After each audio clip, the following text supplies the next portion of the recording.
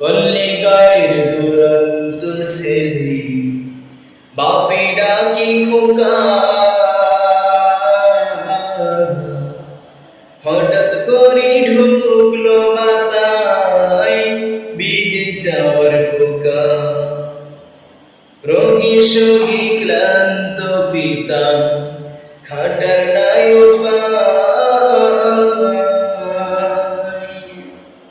বেকার ছেলের এমন কথায় বাবা দিল সায়। ক্ষেতের জমি হারের গরু বিক্রয়